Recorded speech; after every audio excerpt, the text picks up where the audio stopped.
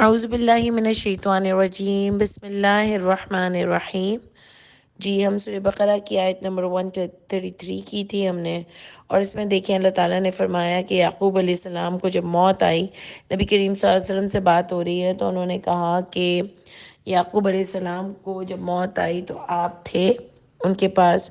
جب ان کو موت آئی انہوں نے اپنے بیٹوں کو نصیحت کی کہ اللہ کے سوا کسی کی عبادت نہیں کرنا، اور ان کے بیٹوں نے بھی جواب دیا کہ ہم آپ کے معبود کے علاوہ اور ابراہیم، اسماعیل، اسحاق یعنی ان کے فور فادرز کے معبود، یعنی ان سب کے معبود ایک اللہ تھے، اور کہا کہ ہم اس کے سوا کسی کی بھی عبادت نہیں کریں گے، یعنی ہم صرف اسی اللہ کی عبادت کریں گے۔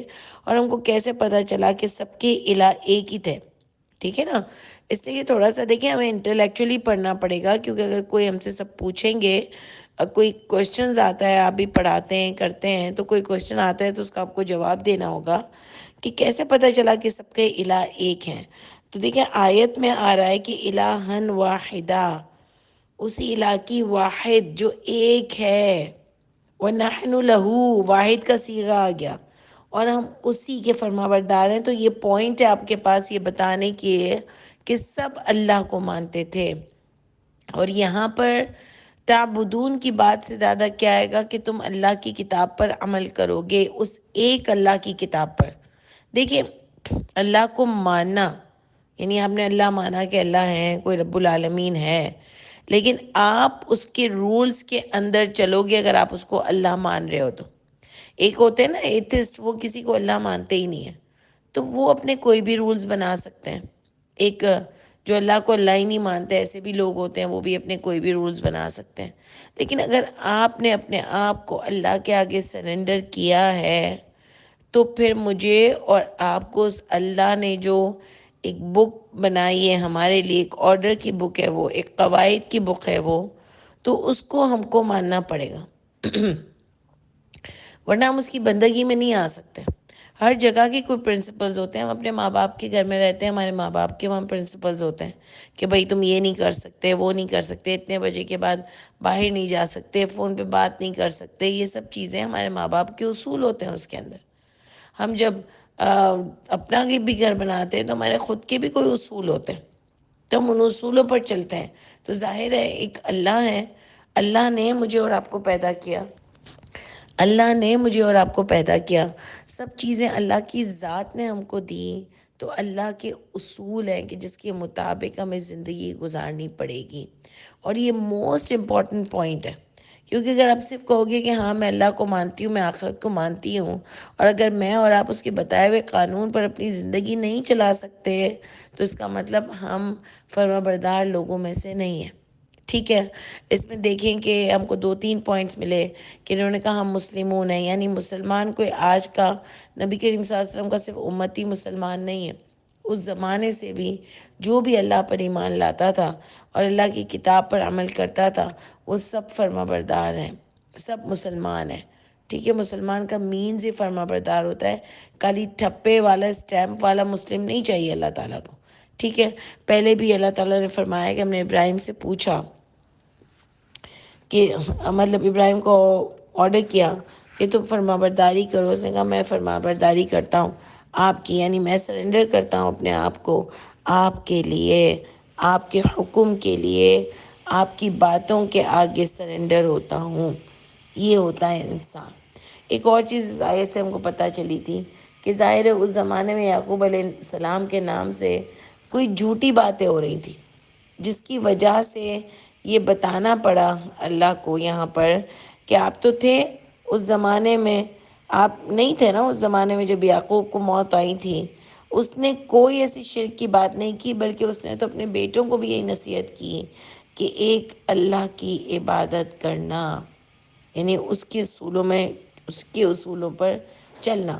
اور آپ دیکھو ہر دور میں ایک کتاب ہوتی ہے۔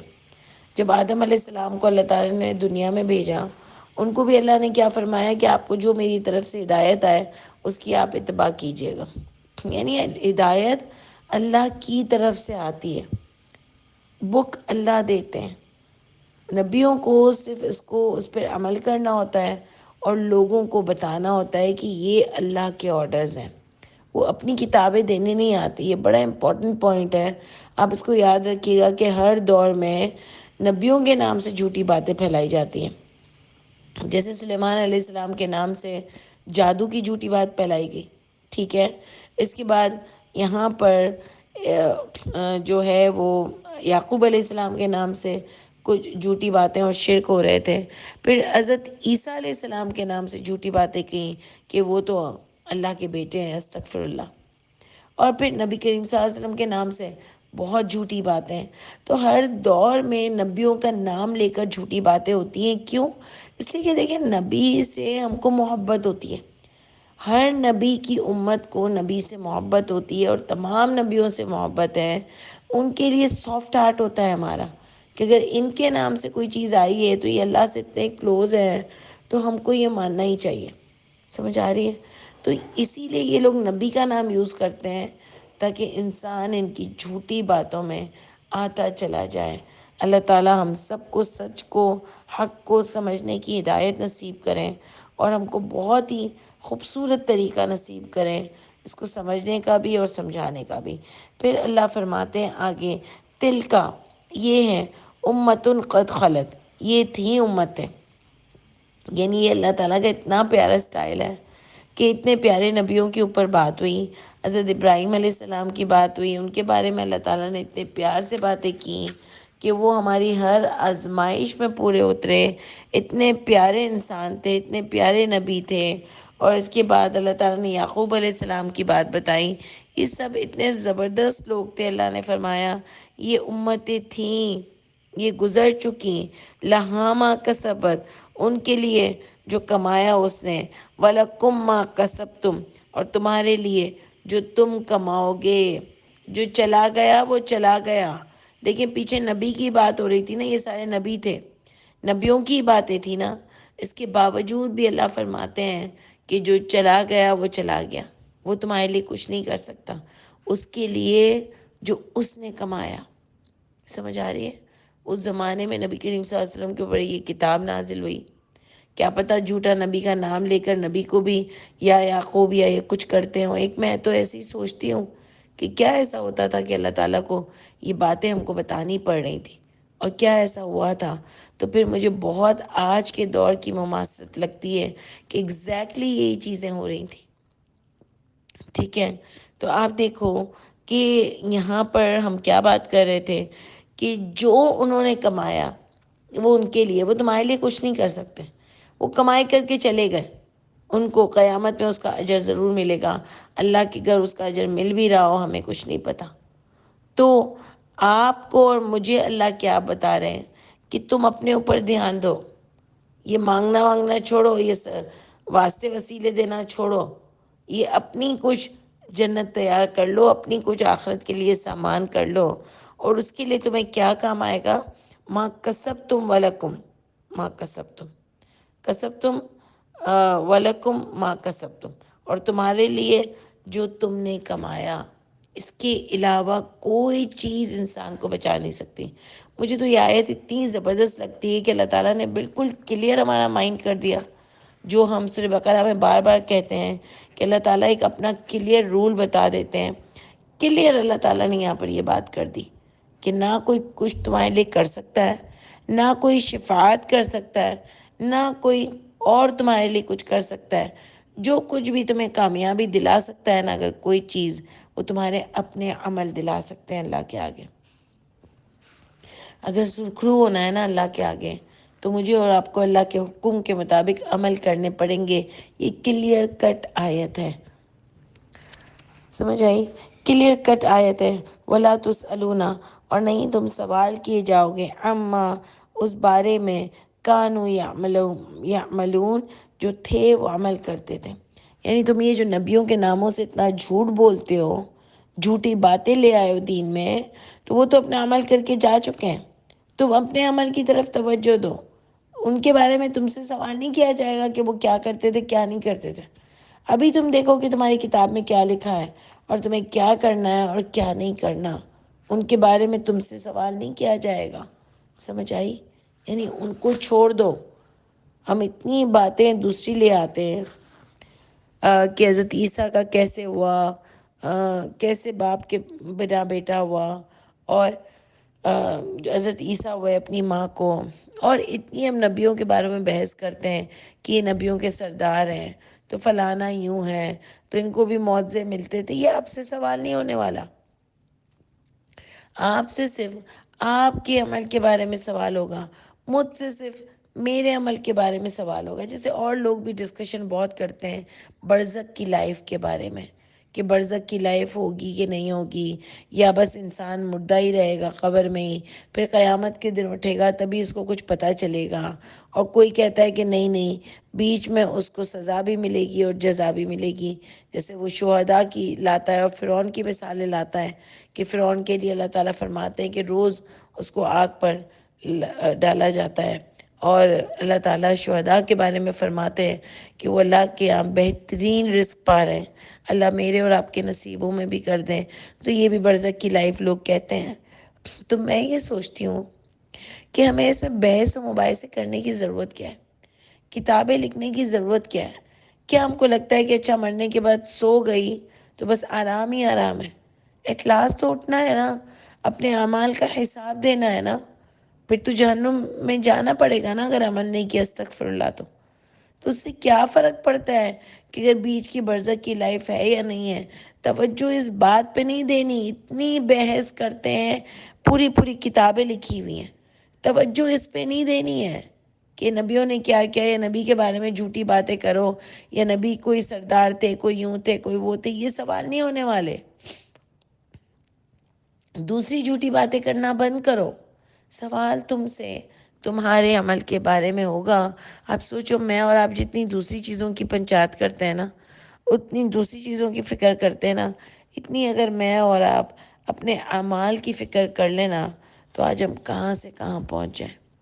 اللہ تعالیٰ ہمیں یہ ایک کیا بولنا چاہیے کہ اللہ تعالیٰ ہم کو اس کا ایک کانشیس کر دے اس کے لیے کہ میرے اعمال کیسے ہیں۔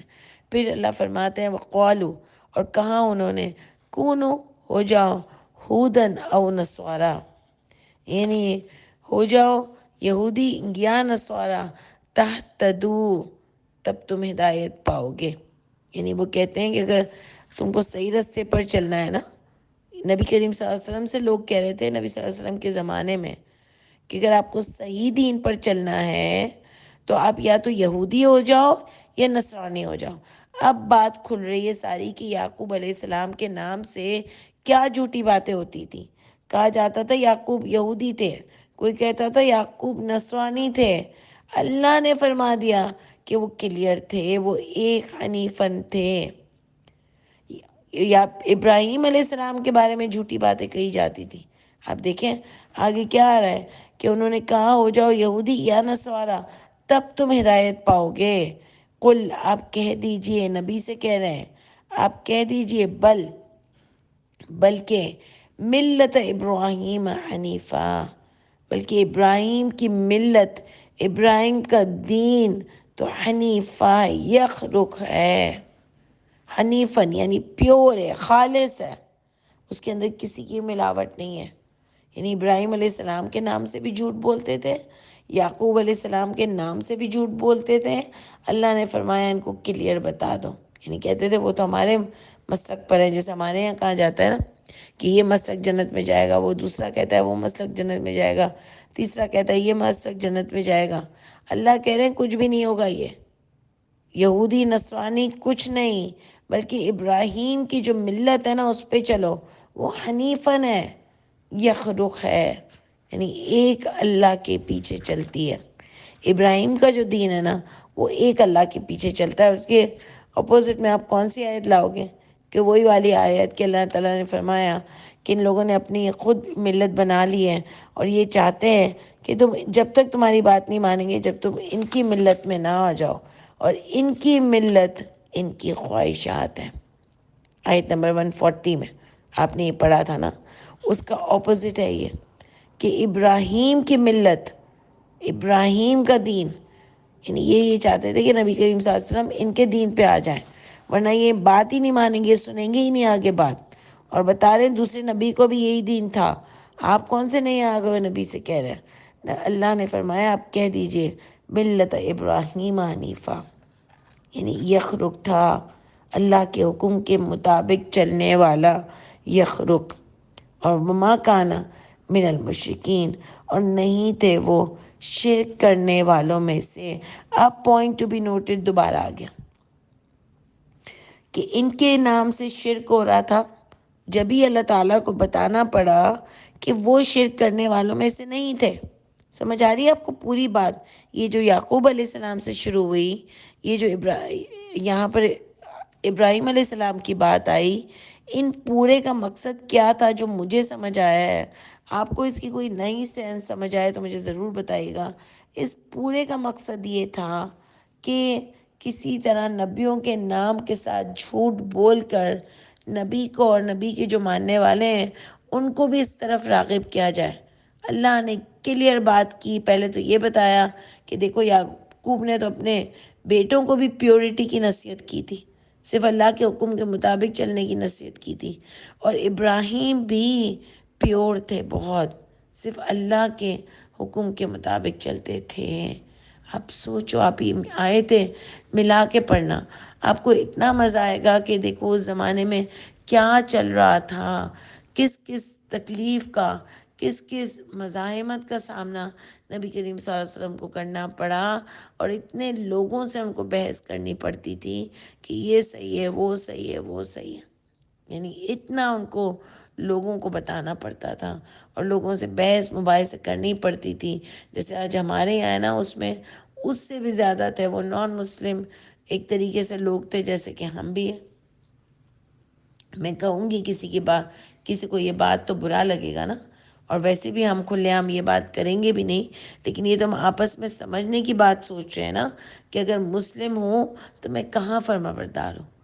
یعنی اسی طرح اس زمانے میں بھی اتنی جھوٹی باتیں نبیوں کے ناموں سے آئیں کہ اللہ تعالیٰ نے کلیئر اس بات کا میسج دیا کہ نہیں، یہ دونوں بہت یخرق تھے، پیور تھے، اللہ کے حکم کے مطابق چلنے والے لوگ تھے، اور اپنے بچوں کو بھی اسی بات کی تربیت دی۔ اللہ کرے کہ میں اور آپ بھی پیور ہو جائیں، اپنے بچوں کو بھی ہم پیورٹی کی طرف لائیں، اور اللہ کرے کہ میں اور آپ جس طریقے سے یہاں بیٹھ کر قرآن پڑھتے ہیں نا، اللہ تعالیٰ اس سے کہیں زیادہ اس کو ہمارے دل میں اتار دیجئے، اس کو ہمارے دلوں کی باہر بنا دیجئے۔